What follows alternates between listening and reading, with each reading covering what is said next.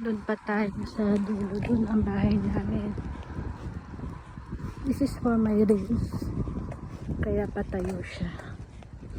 Kasi pagpahiga sa YouTube.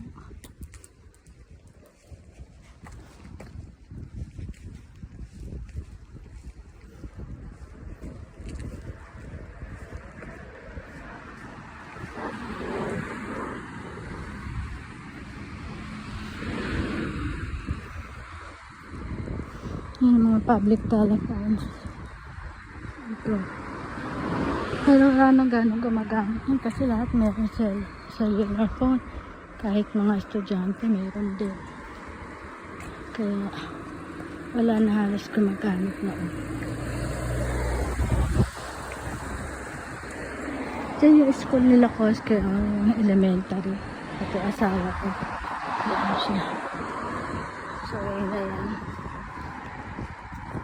Huh? Ang layo ko pa.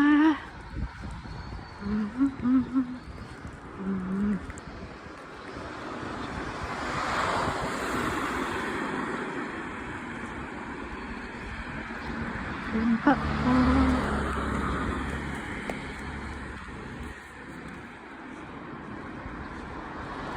Yun pa po tayo.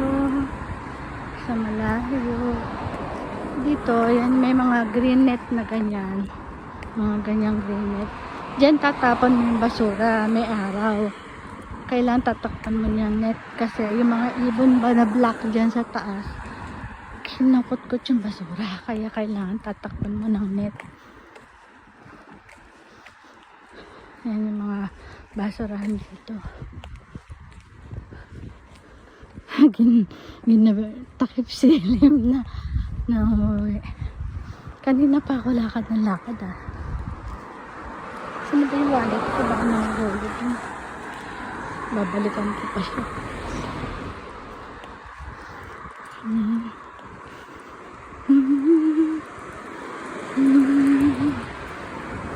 Nood lang kayo hanggang sa pag-uwi ko.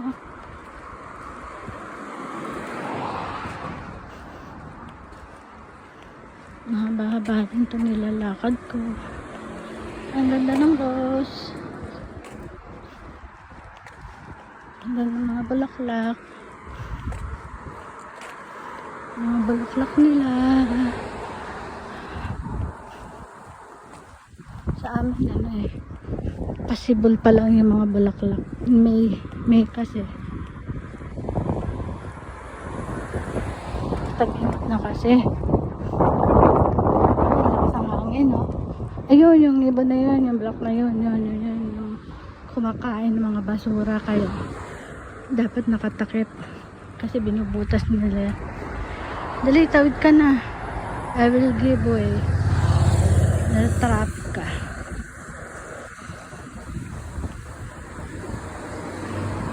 Totoo lang, priority yung tao. Kaya lang, matatraffic sila eh. Kaya, nag-give way lang ako. Diyan na, may bilhin ng drugstore, may mga ano dyan, mga sabon, mga kung anik-anik, mga make-up, mga kung anik-anik nga. Doon pa ako, nakikita niyo yung green light na yun. Saan na ba? Lampas pa noon.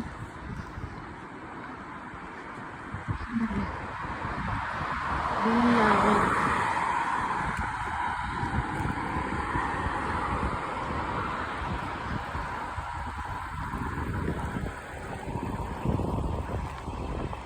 Ayan ba ito?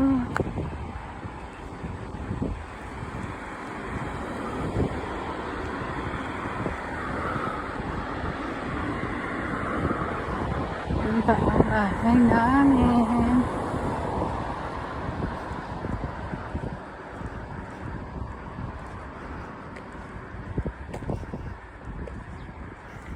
Ayan pa po. Sa mga lampas pa lang.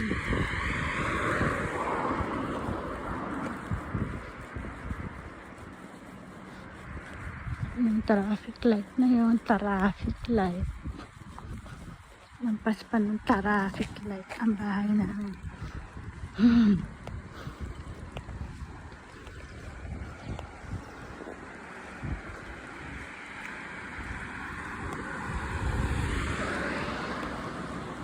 Dasapa. Dasapa. Doon din may sapa. Oh, may mga ilaw na, di ba? Kasi, ano oras na ba? Oh, dumating ako sa bahay. O, siguro may 6 na. Maliwanag pa. Pag winter ayoko talaga kasi alas 4 pa lang madilim na. Kakatamad. Tapos lamig-lamig pa. Gusto ko ganito. Maliwanag pa din kahit gabi na. Alam ko may alas 6 na kasi dumating ako. Sumakay ako ng bus kanina is 4:51 na eh. Dumating ako 5:30 na. Namalengke ko. Siguro may 6:30 na. Pero maliwanag. Diba?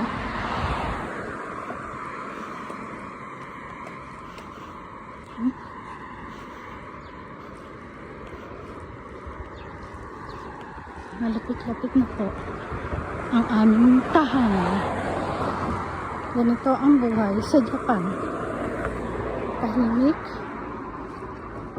Walang mga ingay na tricycle, bike, amoy crudo, bus.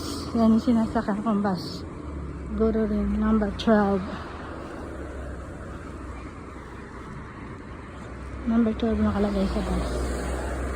Dito yan, dumadaan yan dito. Diyan ako bumababa.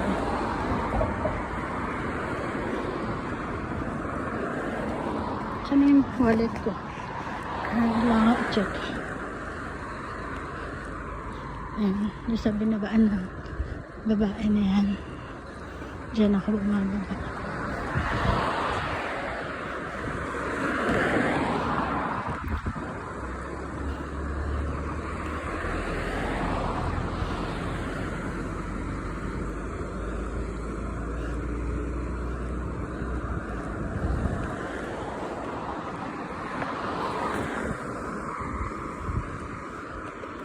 Ano na dito eh, Golden Week na eh. Iba, holiday na sila hanggang May 6, 5. Kami may pasok pa kami sa May 3 days pa kami pasok sa 31, 2, and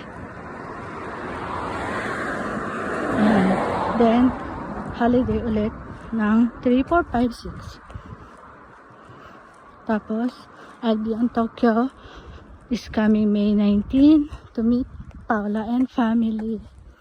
And of course, the baby cutie, Elise. Carla. Elise Carla. Ayan yung yung JR Kansha. Yung apartment, ginigiba na siya. Ayan, mawala na yan. Lahat na yan, apartment. Gigibayin na yan. Kasi gagawin na raw itong daan. Dadaan.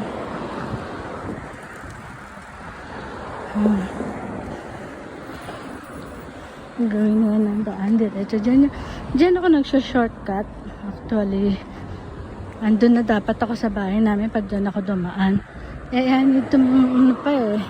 Ikot pa here. Kasi sarado nga. Ginagawa. Ginigiba pala. Ginigiba yung JR apartment.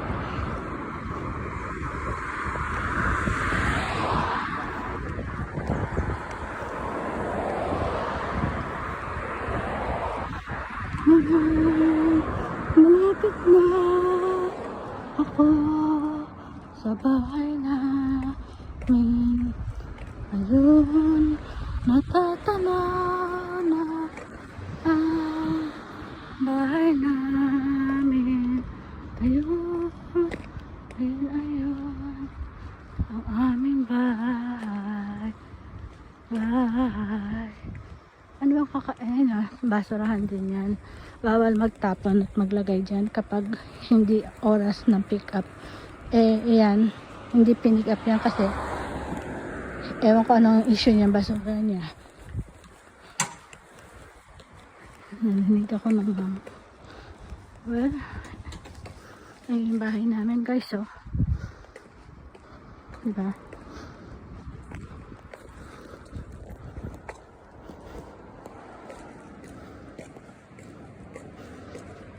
Noon sabi itong apartment na ito, gigibain din daw.